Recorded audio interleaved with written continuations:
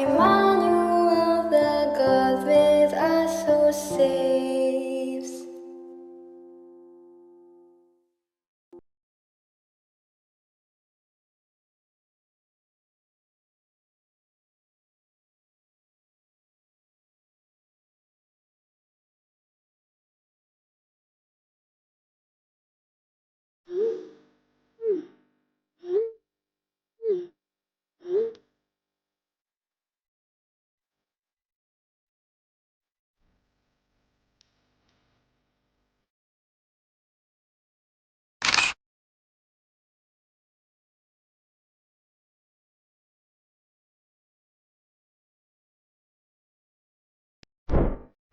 Magandang buhay po ulit mga kapatid. Paganda ho ng paganda ang mga tanong sa atin. Dahil kaya ho ako'y natutuwa dahil pati ho ang mga kabataan, ang mga millennials natin ay nagtatanong. Because meron ho silang mga problems sa kanilang buhay.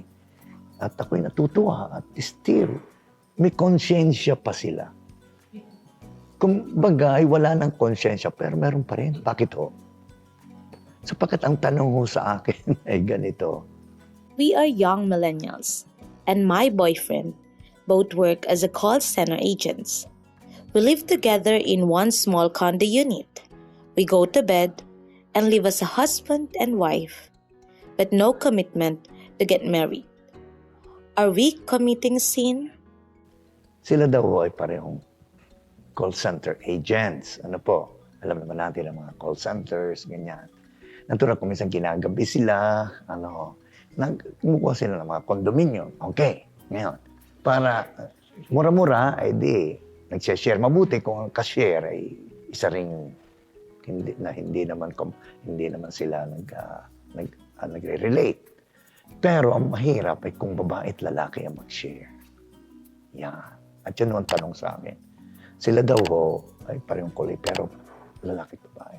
At ang mahirap nito, because they share one unit ng condominium, and they live as husband and wife.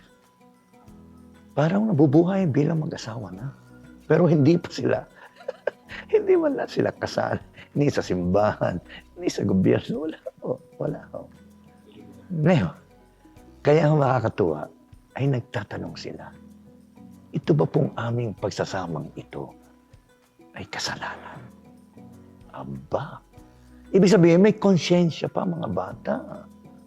And this is good. At sila'y nagtatanong. And I will answer frankly. Sabagay, tabu sa mga batang sin eh. Baka sabihin nyo naman ako si Lolo Monsi ay lagi kaming minomoralize ang mga kasalanan. Yan. Hindi ko sasabihin kasalanan muna. Baka kayo ma-offend. Ang sasabihin ko ay hindi ho tama. This is also the same. Sapagkat ang paggawa ng hindi tama is an offense against God. Hindi ho tama yun. Sapagkat tayo po lamang ay may karapatan to live as husband and wife kung naikasal na. Kahit po kanino nyo itanong ito.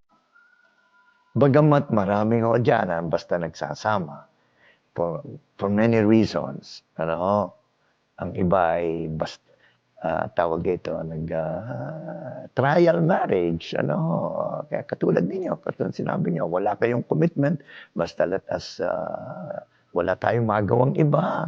Total, ito naman ay siguro ginagawa rin ng iba. Yan po ang malingit eh. Pero sinasabi ko sa inyo ng tahasan, hindi po talaga yan ang dapat. Ang makakapagsagawa po lamang ng marriage act, ay yung talagang nag-commit na. Yun po ang ikinakasal. Yung sasabihin ninyo, basta ganito lang, basta ganyan, hindi po tama yun. At yun yung malalaman ninyo later on. Kayo na rin ang makaka-realize na ganito pala. Walang commitment.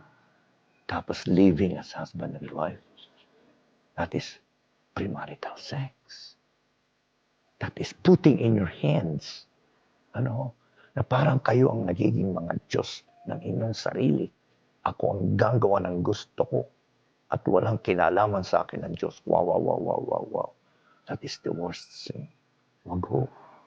Mga bata pa kayo. Mga bata pa kayo.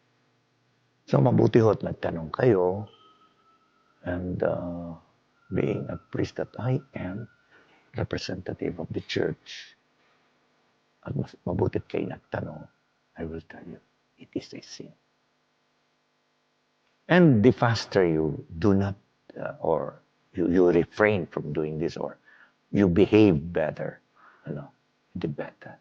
Dahil pagka kayo ay masyado na nalulong, ay lalo kayo pabaon sa kasalanan. And alam naman natin ang consequence ng kasalanan. Anong consequence ng kasalanan? You are not happy. You may be happy for the moment, pero ang conscience niyo will bother you. Yun nga, yung pagtatanong na ninyo kung kasalanan, your conscience is starting to bother you already. So mabuti pa't meron pa kayong konsyensya at kayo nagtatanong. You will not be happy. You will hate yourself for being, ano ba ito? Basta na lang ganito ang buhay.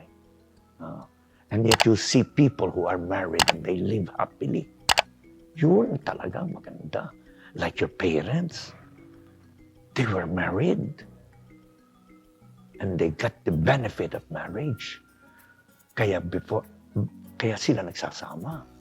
Ay kayo wala. Paano? I-compare ninyo ang joy and the happiness that your parents enjoy. At kayo na basta na. Ganyan. See the difference. Please pray and pray more. And I will pray for you para kay maliwanagan.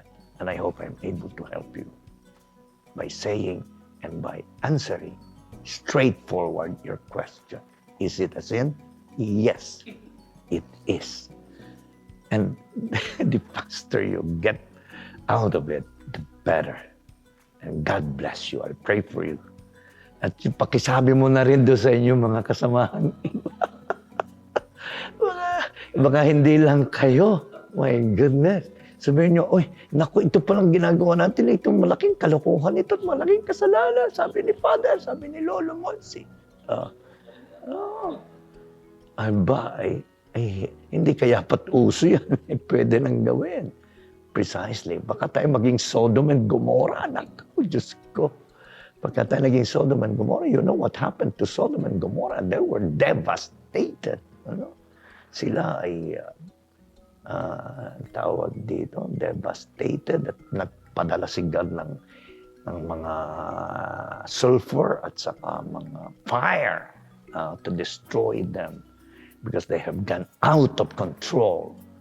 They made themselves the gods of themselves, which is not right. Not that I am threatening you or tinatakot ko kayo. No, it's not that. It's common sense na talagang hindi maganda yan. Kahit sa normal life, hindi ko yan. We will be like animals. Ganyan na lang. Sige. Mga dogs na yun. ang makita ang babae, sige, banat ang dog, pero we are not. Sorry for the comparison, pero ganun po lang. So, okay? I hope I'm able to help you and to correct your conscience. So, do according to your conscience, which means go back to God and ask for forgiveness and stop doing this foolish thing. Okay? Please keep on asking, and don't worry. You are not a burden to me. I enjoy doing this, and because I like to help people na hindi naliliwanagan. We have no way of reaching you. And good enough, we have this social media now. So, salamat. At kahit sa konting paraan, naaabot namin kayo at matutulungan. So, bye-bye po. And see you the next time around. Ay, naku mga kapatid. Medyo kinakailangan nga po tayo magpaalam muna, sumandali. Pansamantala. Sapagkat magkakaroon ulit tayo sa darating na mga araw, bantayan ninyo. Pero sa ngayon, magpapaalam muna ho si Lolo Monsi, pero bago ako umalis at magpaalam, di blessing muna, of course. Pagdadasal ko kayo at naway kay pagpalain ang Panginoon sa inyong mga gawain at taluhin manatiling tapat sa Kanya sa tuwina. Huwag kalilimutan ang magdasal araw-araw. Ang pagdadasal ho ay pakikipag-usap sa Diyos. Yun lang. Kausapin niyo siya na parang ako ang inyong kinakausap. Kayo nagtanong sa akin, parang ako ang Diyos. Tinatanong niyo. Gayon ho laang. Humingi kayo. Kung may kailangan, magpasalamat kayo.